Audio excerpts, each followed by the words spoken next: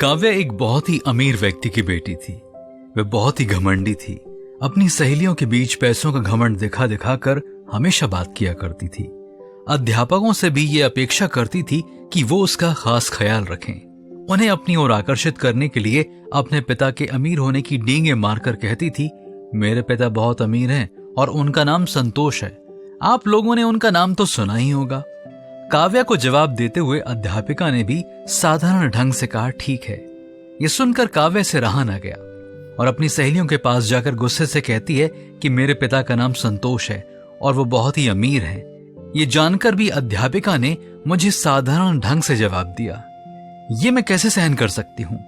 अध्यापिका सभी छात्राओं को एक समान देखती है और सभी से सख्ती से पेश आती है। वह घर जाकर अपने पिता से कहती है, पापा, वह अध्यापिका मेरी ओर ध्यान ही नहीं देती। कुछ ऐसा कीजिए कि वह मुझसे इज्जत से पेश आए।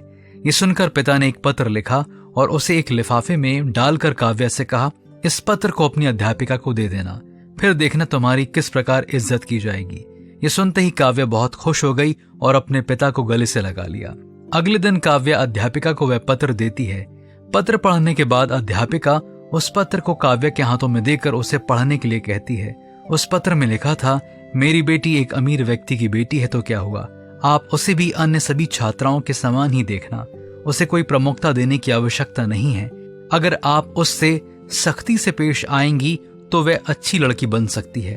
पत्र पढ़कर काव्या हैरान रह गई, मगर धीरे धीरे सुधरने भी लगी। वह अपने आप को एक साधारण छात्रा के रूप में मानने लगी कि वह भी दूसरी छात्राओं की तरह ही है और सब एक समान ही है। प्रिय दोस्तों, हमें जिस प्रभु ने बनाया है वे भी पक्षपात नहीं करते हैं। अन्याय करने वालों को उनके कार्य के अनुसार फल प्राप्त होगा। बाइबल में व्यवस्था विवरण 16वां अध्याय 19वीं आयत के आरंभ में लिखा है, तुम न्याय ना बिगाड़ना, तू ना तो पक्षपात करना। इसलिए आइए हम भी प्रभु के भय में होकर न्याय करते हुए, किसी के साथ भी पक्षपात ना करते हुए उसके पुत्र और पुत्री बनकर जिएं।